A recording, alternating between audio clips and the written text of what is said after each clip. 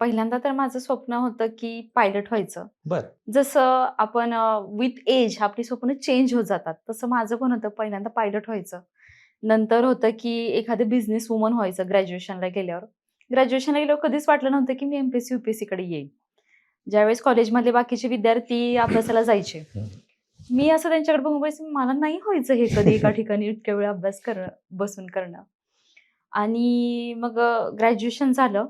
वडिलांचं स्वप्न होतं माझ्या, की अधिकारी व्हायचंय आणि त्याच हिशोबाने त्यांना असं वाटलं होतं, की 12वी नंतर ॲग्रीकल्चर करायचं. ॲग्रीकल्चर मी ॲडमिशन घेतलं होतं आणि त्यांनी डिग्री घेतली आणि मग पुढं काय डिग्री झाल्यावर? मग इथं मी पुण्यात आले. अधिकारी व्हायचं स्वप्न घेऊन मी पुण्यात आले इतरांचं बघून. युनिकच्या क्लासेसचं मीही एक दिवस तिथं जाऊन सगळी चौकशी करून केलं. पण एक 6 दिवसात माझा डिसिजन चेंज झाला, की मी बँकिंग करते. बरं. माझ्या फ्रेंड सर्कलच्या कॉन्टॅक्टमध्ये येऊन.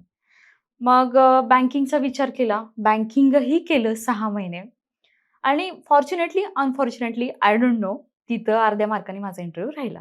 अच्छा. आणि तो होता काळ 2019-2020चा. ज्यावेळेस पूर्ण दुष्काळ सॉरी आपलं कोरोना कोविड. आलेला होता. हां. तर कोरोनाच्या पिरियडमध्ये ते झालं.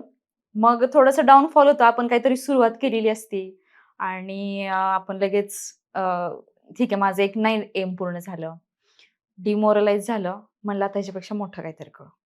मी बँकिंगला असं म्हणत नाही की हे, पण मला काहीतरी मोठं करायचं बरोबर. होतं. म्हणलं यू-पी-एस-सी करायचं की एम-पी-एस-सी? म्हणलं एम-पी-एस-सी पासून स्टार्ट करू. वडिलांचं पहिल्यापासून होतं की अधिकारी व्हायचं व्हायचंय. आहे. मग एम-पी-एस-सीचा सुरुवात केली अभ्यास. काही डायरेक्शन नाही, कशाचं काहीच नाही. मग मी घरी होते. मी पुण्यात कधी मला येऊन एम-पी-एस-सीचा तरी अभ्यास करायला म्हणजे मी नाही केला. आणि 21 पासून अभ्यास सुरू केला आणि तिथून मग एक चांगली क्लासेस, चांगले मेंटॉर मला मिळाले आणि 21, 22, 23 अशा प्रिलिम्स पण क्लिअर झाल्या. मग ते राज्यसेवा असेल, ग्रुप बी असेल, ग्रुप सी, ॲग्रीकल्चर बऱ्यापैकी प्री क्लिअर केल्या, मेन्स क्लिअर केल्या. पण एक डेस्टिनी म्हणतात ना, कुठेतरी लिहिली असते, तर ती राज्यसेवेमध्ये लिहिलेली होती आणि बरोबर. तिथून इथपर्यंत मी आले.